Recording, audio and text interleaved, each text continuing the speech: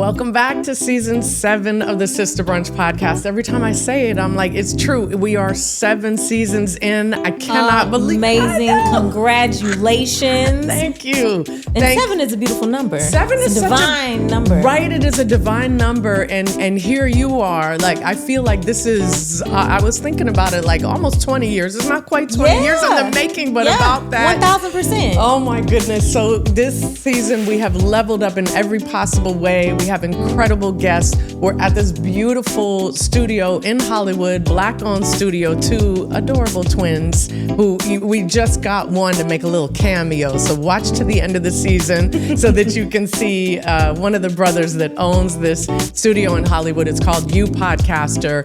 And here we are with another incredible guest. So first of all, we'll just start with the Emmy Award-winning. And I can't wait to just talk about your journey getting to that Emmy and how many there will be in the future. So Aaliyah is the founder of the production company Just a Rebel. Aaliyah's work includes the acclaimed Netflix documentary Black Barbie. If you haven't seen it, do so right after you watch this entire episode.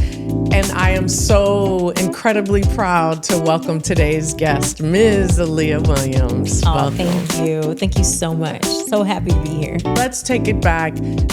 Also, I'll just say I'm so proud to have you here because I knew you.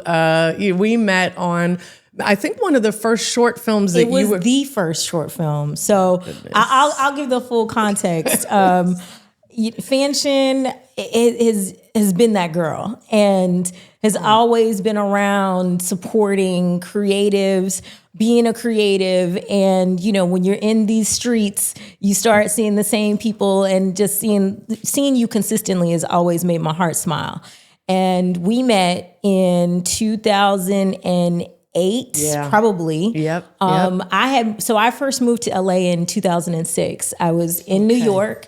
I had been working in finance. I went to Harvard undergrad, thought I was going to be a doctor, you know, that whole thing. And as I was in finance with all these people doing well, I just knew that it wasn't for me. And I was spending more time reading scripts, and I was like, okay, I should probably figure this out. So I came out to LA. Was fortunate to have friends from college that were in different grad programs, one of them being Julian Brees, who was in the Peter Stark program, but is an incredible writer. And, you know, he's written things like Rustin, and he's created shows. He's done amazing things. But it all started. I was an assistant for Effie Brown, an independent producer at that time. By the way, you and Effie are on this season. Both of you. I love it. She was our first episode of this, our first recording. Yeah. The energy and yes. Her energy is everything. So yeah, I was coming out of, I did my year at Endeavor, and then worked for Effie. Unbeknownst to her, I was turning her office by night into like our production office for The Young and Evil. You were doing that from. I love it. Yeah. So oh my goodness. Julian was coming out of his Peter Stark program. He had a short that he wrote that he wanted to direct, and he was like, Aaliyah, I want you to produce this. And I was like, well, bruh, I have never been on a film set. I have been writing. You wouldn't know that. Writing a bunch of script coverage. I have been organizing people's calendars. I have been doing all the things. But as your friend, I really think you should probably find somebody else. He's like, absolutely not. You'll figure it out. He brought me. He was a Project Involve alum, and Effie actually was his mentor when he was in Project Involve. And he and I were in the same year in 07. That's how it happened. That's right. That's how it happened. And I emailed him and was like, could I please do anything at all to be in your orbit? What do you need an assistant? And he was like, yeah, and you know, you could just be my assistant on the set. Yes. Okay. Yes. It's all coming back to me now. And so he introduced me to Film Independent. I went and I started taking some classes on budgeting, and I eventually became a Project Involved fellow. But anyway, we had this short called The Young and Evil that we shot on 35 millimeter film. Yes. And by hook or by crook, got the money together for it on 35 millimeter. 35 millimeter film. Girl, during one of our most challenging days, and shout out to the Brotherhood Crusade of Los Angeles. Yes. They were our fiscal agent, and they also allowed us to shoot in their offices for some of it. Like it was just the whole thing. But yeah, no, the camera, we ran out of footage, and we had a new filmmaker grant from Panavision. Had one of these huge old school cameras that totally just went out, and on a weekend. And I was calling everybody in Panavision that would answer a phone to like get us a new camera body and all the things. Everything that could have happened on that short happened. Trial by fire. But it was a blessed experience. And that short went on to, I think we premiered at the San Francisco International Gay and Lesbian Film Festival because of all of the themes and Julian being a very proud and amazing Black gay man and all of these done for Black gay filmmakers. But we ended our festival run at Sundance. You sure did. We ended our festival run at Sundance, our first short film. Yes. And we were in the process of making a web series called Buppies that became, we ended up selling that to BET. Yes. And that was their first original web series. And we were doing that while at the time I was working for Michael Mann. When he was making Public Enemies. And so, my life, people always, young folks who are trying to get in this business always ask, like, what was your trajectory? Everybody's trajectory is different. For me, I didn't see a way that I could pay for a film school. And I was like, well, I'm going to give myself 2 years to try to figure it out, because instead of going to business school, I came out to LA. And so, it was like learning by doing, working for people, and then also working for myself on the side, making short films, making digital content, and honing my skills and meeting incredible people. So I have to say, like I said, when I met you on that set, there was no way that for me, I was like, this woman's been doing this forever, right? Like, and it, like, not only, I knew the magic of who was there. I really did. I just remember feeling so fortunate to be amongst this group of people, creative and also just like, we're gonna make this happen. Yeah. And every time I see something new that you're doing, honestly, the only thing that ever surprises me is that you haven't won all the awards already, that you are not running a studio, and perhaps you don't want to, because we can talk about that too, because you've managed to do all of this. I don't think I knew about the Michael Mann part. You've managed to do all of this, maintaining your focus on uplifting this community. So, so how are you doing? It's interesting. I don't, you look at something in hindsight and you feel like there's a through line. In the moment, I'm just focusing. I just decided to respond to things that struck a chord with me. And I was fortunate to always be around talented people, to attract talented people, and to be able, and this is not easy, and creative people, we are not easy. It has been a bit of, following what made me happy. And even though it was difficult, I just loved telling. I've always been drawn to telling stories, no matter what the format is. And so, I freelanced for Fox Digital Studio, worked for AOL for a hot second when they had their video studio.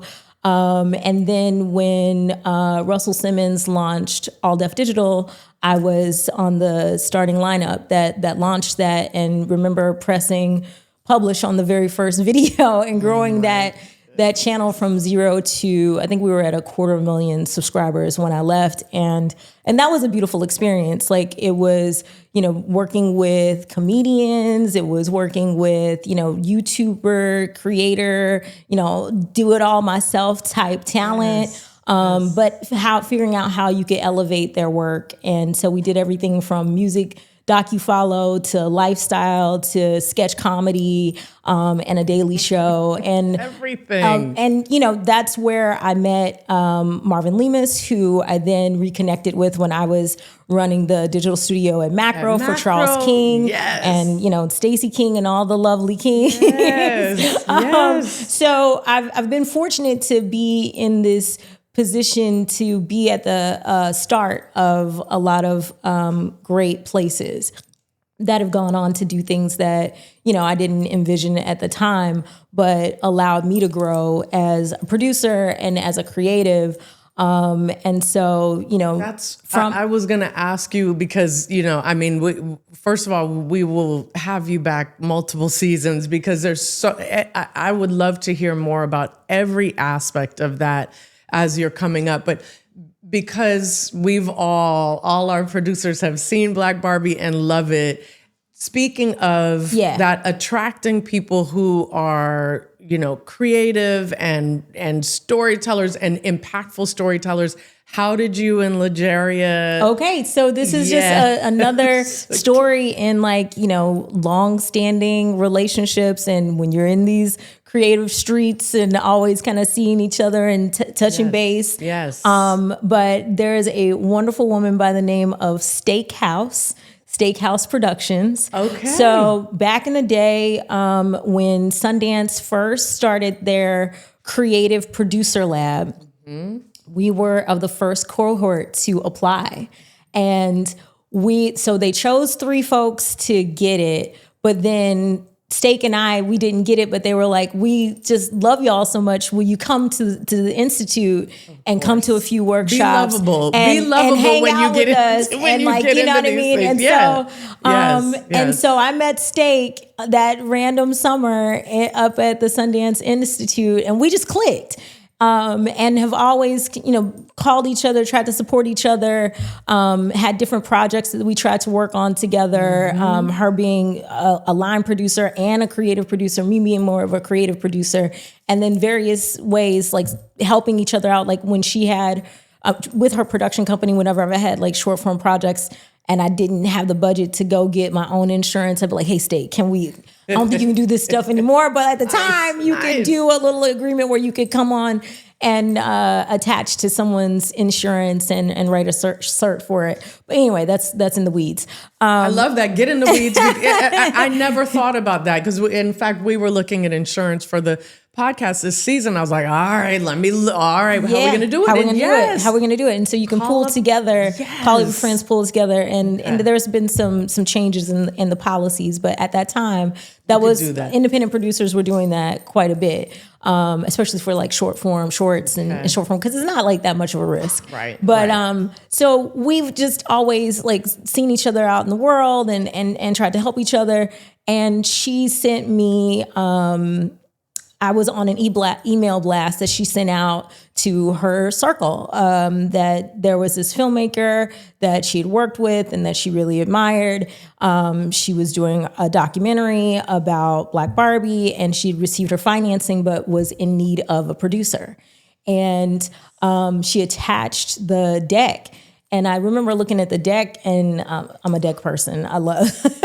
We're gonna talk about that. Yes. But I was struck by her story. Lagueria Davis is her name. I was like, let me not keep saying her and she. Lagueria Davis is the writer, director, and a producer on Black Barbie. And subject, really, because of her aunt, right? Because of her personal connection. Her great Aunt Beulah Bay Mitchell, she's now my great aunt as well. Yeah. She was on that first Mattel line when Barbie was created and had this storied career at Mattel as an administrative from like the assembly line. From the assembly line to being in the corporate office, and had a really beautiful relationship with Barbara Handler, the founder of Mattel and creator of Barbie, obviously. So I was struck by that personal connection. I'm like, wow. Yes. And then also I was struck by the fact that Black Barbie was born in 1980. Like that's when she was released. Yes. And I was like, wait a minute. I was born in 1980. Like that is insane that she's only been around this long.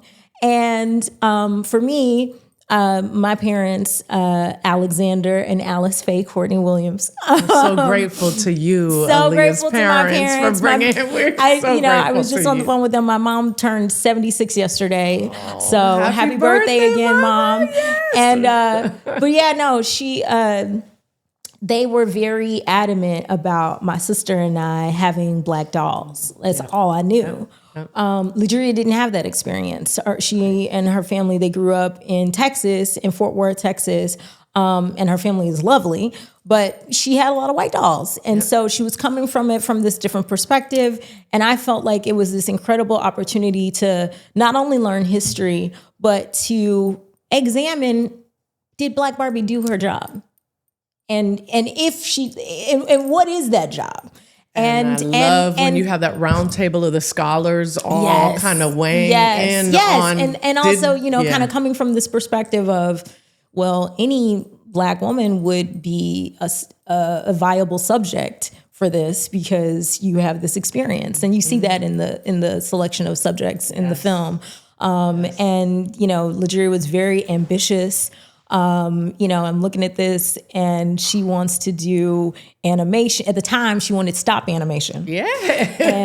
And I was like, yeah, let's bring Black Barbie to life. Like, that's exciting. Yes. So, wanting to have all of these elements and then just not even understanding, like I've been up until that point had been a voracious consumer of documentary film, but didn't have that experience of, oh my God, we don't have a script. Like, what are we doing? I love that you're going there because that's part of what, there's so many beautiful creative choices in there that again, we just have a whole episode dedicated to this.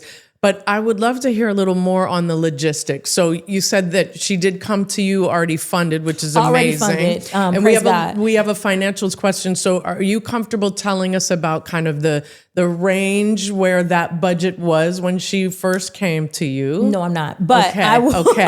Yep.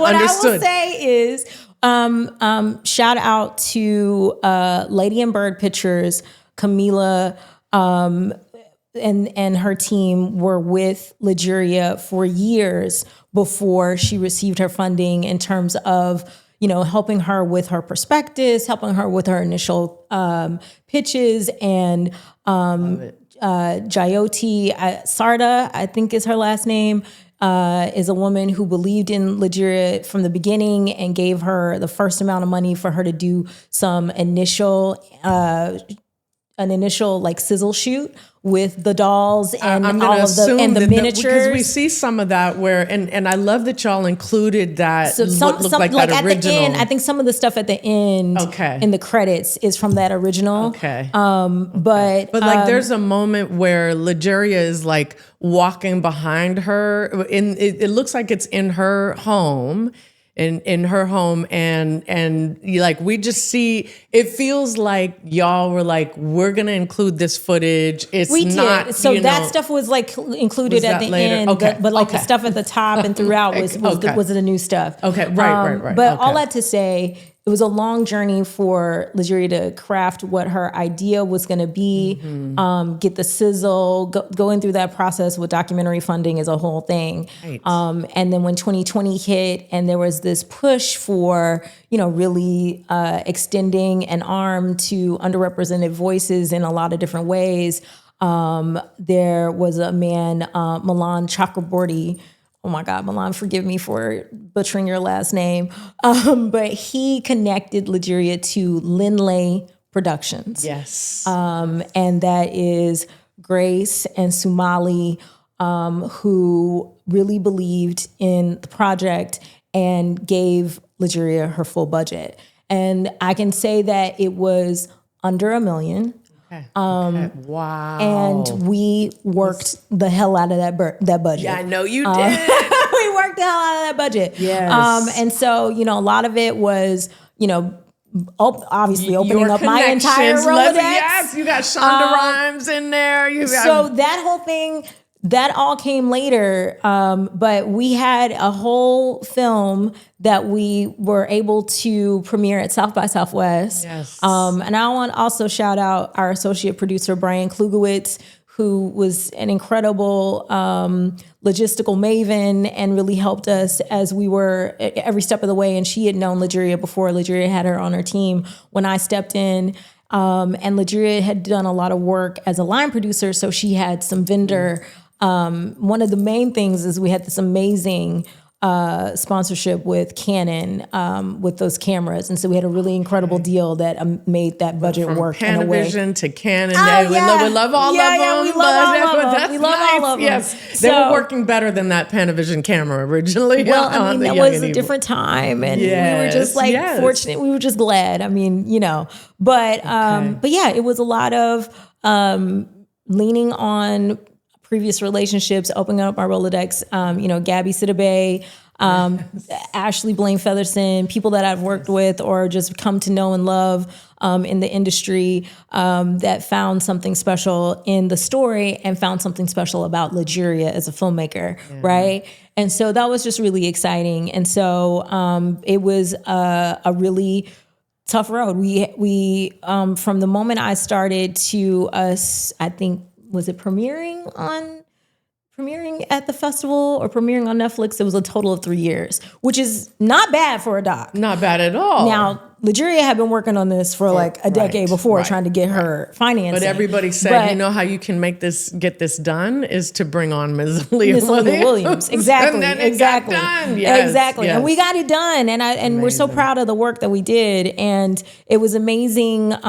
South by was an incredible experience to launch there. Yes. But that year, this is 2023, there was no market for documentary film. At least that's what we were told. And I was like, I don't care. We're going to get this done. We had agents from Submarine. It was the agency that represented the film. The film went to a bunch of festivals, hot docs, all over the world, all the things. But from that first South by, one of our EPs, Somali, is also an actress. And she had a recurring role on The Resident. And so they were having their table read, and Shonda is going around to, shake everybody's hand. One of the things that I have to credit Lagueria for, we were so stressed getting everything together for our festival premiere, getting our family to Austin, Texas, getting our crew and everybody and organizing all that stuff. She was like, it'd be great if we had some t-shirts. I was like, Lagueria, if t-shirts magically happen, amazing. But baby, listen, my capacity, I don't have any more capacity to think about t-shirts. And she went one night, stayed up all night and made these t-shirts, designed them and got them. Anyway, so we ended up having t-shirts, and which is amazing. And so Somali wore this t-shirt to her table read. Shonda sees the t-shirt and it's like, Black Barbie, I love everything about Black Barbie. What is this? And that connection happened. See, wear your Sister Brunch t-shirt. That's why I tell her. Yes, you never know. Yes, now you never know. Wear that into your she wore her t-shirt. At the same time, we had already gotten interest from Netflix. And, so that was, and it had also been sent to Shondaland as well. So it was all these kind of things happening at once. But once we got on the Zoom with Shondaland, with Shonda Rhimes, Allison Eagle, Betsy Beers. Yes. It was amazing. It was glorious. It was oh my God, they had clearly really watched our festival film. Yeah. And, as filmmakers, you don't ever want to hear somebody ask you to open up the film, but they were like, is there anything that you wish you could have done? And we're like, oh my God, yes. Have you in it? Can we have Shonda in it? We really wanted to have people who had a doll made in their image, and it just wasn't lining up for us. We really wanted Maxine Waters. I had been in touch with her office quite a bit. And again, the woman is doing a ton of things, so our schedules didn't line up at the time. And what we didn't know is that Mattel had reached out to Shonda to make another doll in her image. So it all kind of just aligned in this beautiful way. Now, there was a lot of negotiating that had to happen to make sure that the deal made sense for all of the work that had been put into this, making sure that we could pay Lindley back completely, our agents, and then still be compensated as Black women filmmakers. I love that you're talking about that part, right? Because you are so well established and have so many good relationships that I would hope anyway that made that piece easier. But it's right. Right. And it's important to say, I was like, I love that you have that beautiful hope. No, ma'am. You might be listening to this on Apple or Spotify, which is fine, and we love that. If so, leave us a review, click that 5 stars. But if you want to see the lovely, gorgeous, beautiful, amazing faces of our guests, you can head over to our YouTube channel. So that's youtube.com/Trujulo Media. That's TRUJULO Media. Trujulo stands for Truth, Justice, and Love, because that's what we're all about here at Sister Brunch. Hi, this is Aaliyah Williams, and thank you for watching the Sister Brunch podcast. This was a time in my life, this was a season in my life where I was stretching myself in a lot of different ways. At the time, I was working for a management company called Adventure Media. I was finishing up Black Barbie, and I was also finishing up law school because I decided to go get my master's in legal studies. What? Yeah, that's in my bio. Okay, well, see, but we didn't get to finish your bio. That's a whole again. That's okay. Wait. That's okay. So I'm saying that because on my graduation day, I am sitting on the steps with my friends waiting for them to line us up to walk into our graduation. And I'm on a call with our agents, with Lindley, with Lagueria, and we're talking about the deal that Netflix is coming to us with. And I'm like, okay, no, absolutely not. Like, we need to be at a certain level. We were at that point, we were getting closer. But we'd had previous conversations where our agents were like, and rightfully so, they're like, listen, this is what the marketplace is. Just take this. And I said, absolutely not. If we take this number, it will thankfully pay our investors back. It will pay you. And what will be left? Right. What will be left? For all the labor. This is what we talk about. For all about. of the art. For all of the everything. Yes. Absolutely not. You don't want to say something else. Yeah, we can't. Fuck that. And thank you, Brian and Matt at Submarine. Is this part of why you went to law school to really see again, because to me, in my mind, you've been that bitch since day one, since Young and Evil on that set. Yeah. There was no doubt in my mind that you could have negotiated anything you wanted. And yet a Black woman needs to go to law school to get that confidence. Or maybe it was also just to show them, like, was it a way to vet yourself? Honestly, let me just be honest. I'm a nerd. You are, and I love that about you too. I am thorough nerdicus. I have been forever. And you just want to keep studying. Yeah, you want to learn more. During the pandemic, we're all sitting at home, and I was, I felt like I was in development hell and not hell, but you just. As somebody who likes to make things, you were like, well, I need something.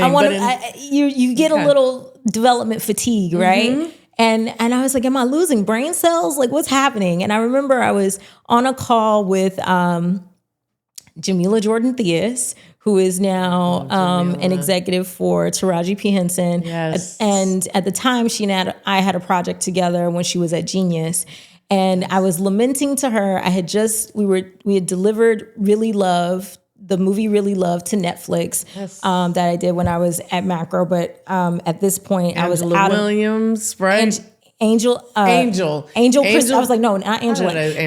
Angel Kristi Williams. Angel Kristi Williams, written by Felicia Pride and Angel Kristi Williams. Yes. And the dynamic duo. And Macro's first feature, right? First feature that they fully financed. Yes. Yes. Yeah, yes. and in conjunction with Homegrown Pictures, Stephanie Elaine, and Mel Jones. Mel Jones was my producing partner on it. The trifecta right there. Yeah, Oh and so, my but goodness. I was the one that was like really deep in all of like the legal stuff. And so I'm talking to Jamila and I'm like, oh my God, we have all these different lawyers. Why am I having to like correct them on some of these contracts and some of these drafts? Like, what is going on? Like, I just need to get this done. I'm like, somebody needs to run me an honorary law degree. And she was like, well, it's funny you mentioned that. I recently had this recruiter reach out to me about UCLA School of Law. They have a Master of Legal Studies program. They're looking for people like us who work in the industry, but want to learn the law, not necessarily practice, but I was like, oh my God, send me this immediately.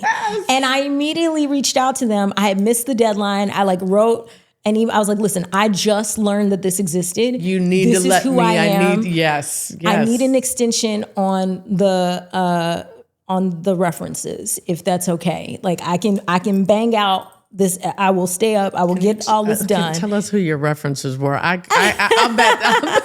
My references were who wrote me a letter of recommendation. The illustrious and always amazing Kim Roth. The illustrious and always amazing Wendy Heller. It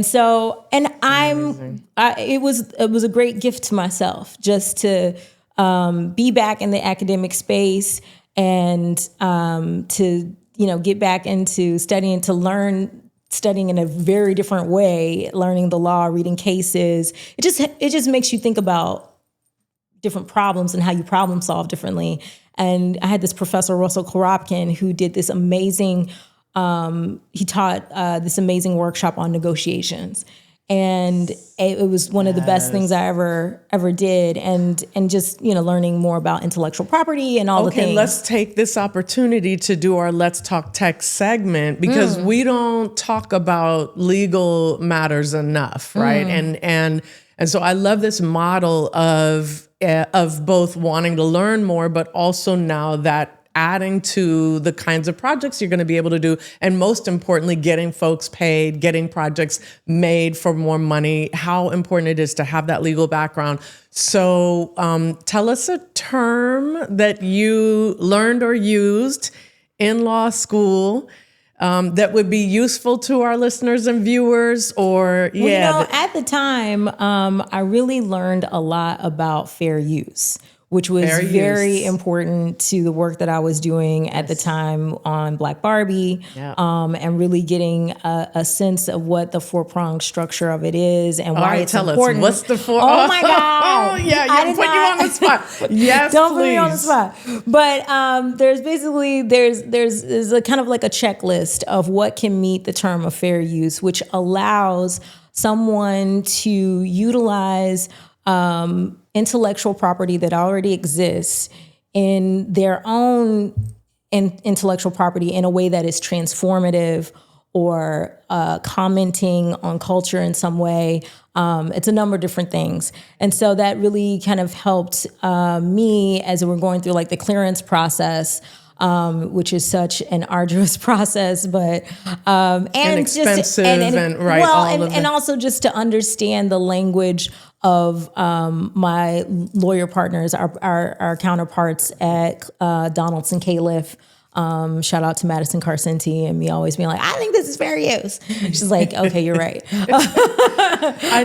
It's a perfect one because especially if you're in documentary, but you need to think about this in other narrative as well. But with fair use, it's like, we think about it, and I know we were supposed to talk about Canva too and pitch decks. Yeah. But you should be thinking about that from day one because it will save you money and time later if you're thinking about fair use. Yeah. And maybe you're still going to end up capturing things that eventually you have to figure out how to make sure you really have them. But it's just, I love this as an example of something that you've got to be thinking about that from day one. It's not just the creative. You've got to have skills and these other things you have to think about. Right, and even if you're talking about scripted content, it's always the idea of who owns this intellectual property, what are the components of it. We're in a time where, studios really, we were coming out of a time where studios really want scripted projects that are based in some other type of format, like based on a book or based on some other movie or whatever. And so what does that mean? And what does that mean you have the right to do? What types of agreements and documents do you need to have in place so that you are not in a bind or an issue down the line when you're ready to sell it or put it out into the world? So I just, again, my nerdicus and feeding my inner scholar was the impetus to me going to law school, and I'm better for it. Like, it was just great. All of the wonderful, my circle of friends, we called ourselves the Legal Ladies. And I love it. We're going to have a sister brunch for the Legal Ladies. Yeah, we're going to do that. We're going to do that. Yeah, all right, so that, so that really drove me to push for us to get the best deal. And so grateful to our partners at Netflix, Shondaland.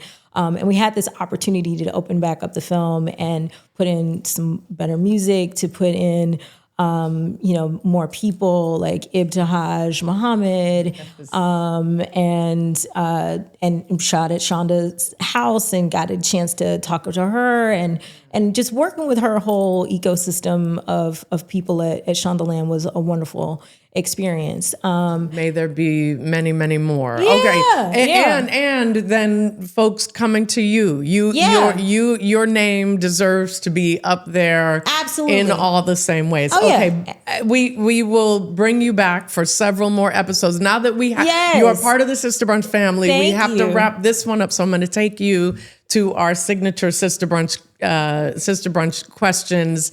But also just say, please come back, because my goodness, there's so much more. I would love to talk to you about what I'm working on right now.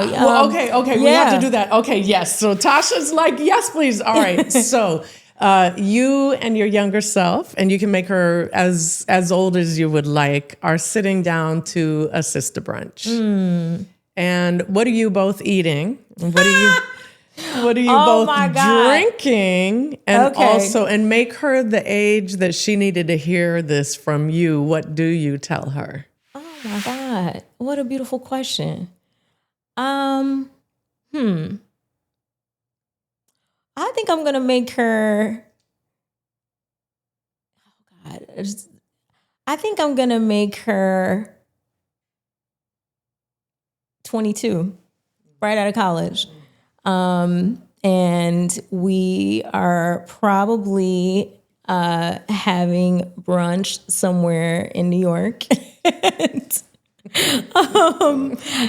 I think the brunch is still the same. I still love some chicken and waffles, and I still love having my trifecta of orange juice and water and coffee, and a little mimosa on the side.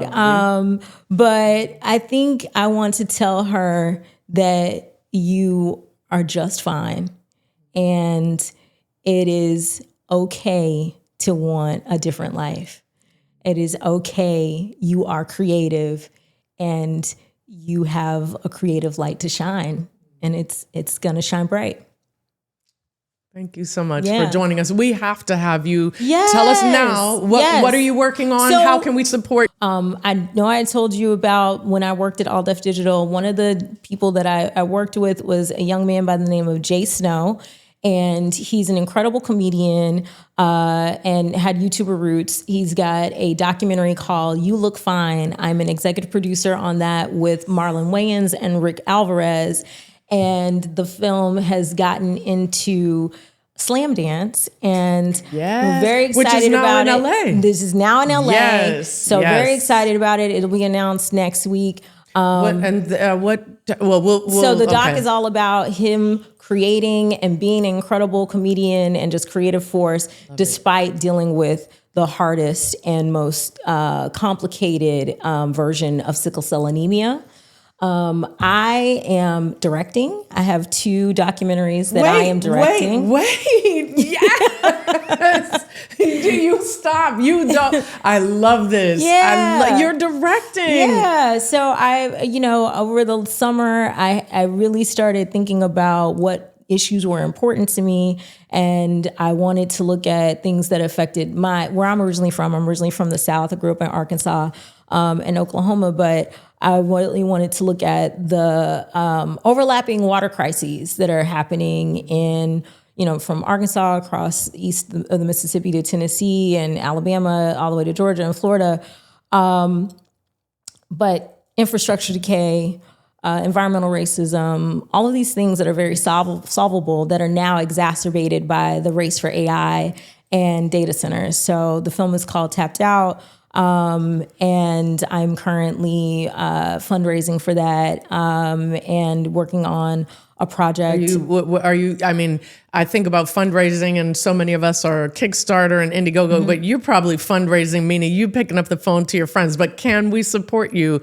Are you going to be doing a crowdfunding at all? And let us know. I will let you know if we end up doing a crowdfunding. Right now, we're talking to climate change funders, talking to different production companies that our finance. Folks at Hollywood Climate Summit, they would love this. Absolutely. Redford Center. Okay. Absolutely. Yes. So that is happening. Amazing. And I'm just being creative overall. I've got a catering business, Just Soul, and I'm just... Okay, by the way, there's a kitchen right there, and this is our next version of Sister Brunches. We're going to do a cooking show. Okay. So you have a catering business. We're going to do a little, your favorite brunch items together. Yeah, so 2025 was my year to just say, okay, Aaliyah, you have these different talents. What brings you joy, and what's stopping you from exploiting them to the fullest? So that's it. Just being my creative self in all the ways, being unapologetic about it, and trying to put good things out into the world and have fun and make some money while doing it.